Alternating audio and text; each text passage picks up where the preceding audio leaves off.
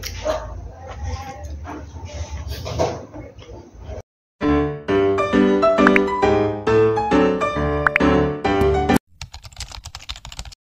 mga ka-stroke, mag-chocolating muna tayo na walang asukal.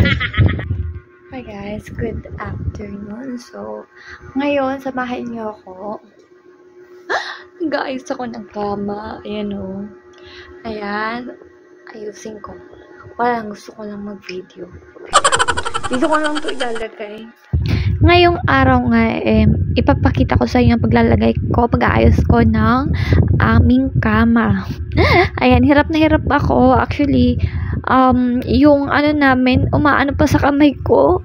Bed cover. Oh, lang beses ko ginanyan pero ayaw niya talaga. Tapos, pinaka-last, nagawa ko na siya.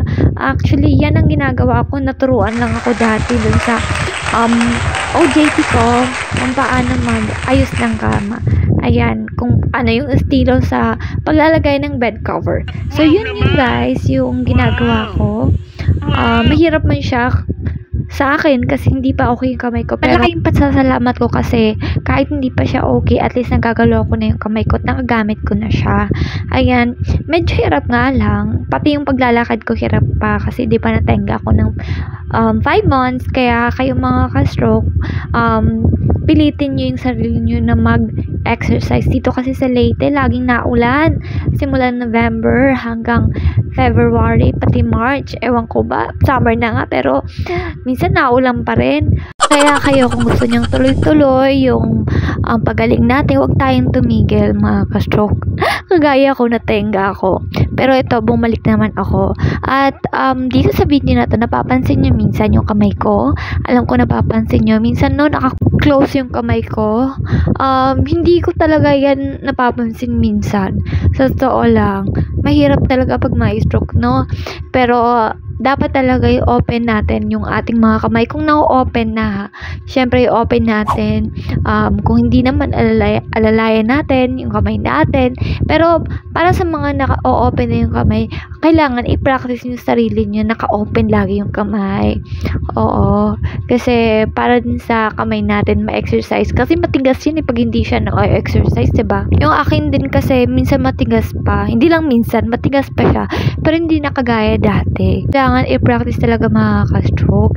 At yan, medyo hirap pa ako, no? Maglakad, pero practice makes perfect, sabi pa nga nila. So, kailangan talaga effort tayo, mga ka-stroke. At huwag tayong tumigil kung ayaw bumalik. Kasi ang hirap talaga, parang lahat ng pinaghirapan mo, wala, nasayang lang. Diba, nakakapagod kaya mag-exercise. Ako, magto 2 years na, pero parang nasanay na lang. Pero minsan talaga nararamdaman ko yung pagod. Siyempre, hindi naman maiwasan yun, no? Sabihin natin na, oy, bakit ganito? Ginagawa ko naman yung best ko pag-exercise, pero wala pa rin bago. Maghintay lang tayo mga ka-stroke. Hindi naman magic yung sakit natin. Ilang beses ko yung sinasabi. Kaya nga, patience yung papahabain natin dito sa sakit na to. At sa ibang mga ka-stroke, akala nila okay na ako, pero ang totoo, hindi pa po ako okay. Na 70% pa lang ako. Mukha lang ako okay kasi positive, masayahin, ganun. Syempre mga ka-stroke, hindi ibig sabihin na stroke tayo, magbumukmuk na lang tayo, hindi na tayo magsasaya, diba? Kaya ko, mukha akong tanga dyan. Pero bago ako magtapos, shoutout ko muna si Manuel Enero at si Eric Balatbat. Thank you so much guys sa support nyo sa akin at sana po panoorin nyo pa ako next time. Bye bye po!